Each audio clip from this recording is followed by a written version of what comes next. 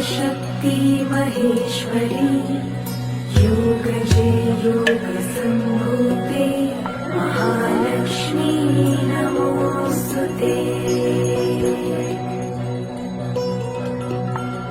स्थूलसूक्ष्म महारौद्रे महाशक्ति महोदरे महापापहरे देवी महालक्ष्मी नमोऽस्तुते।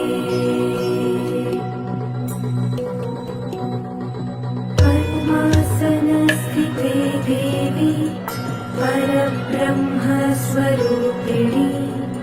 परमेशी जगन्माता महालक्ष्मी नमोऽस्तुते।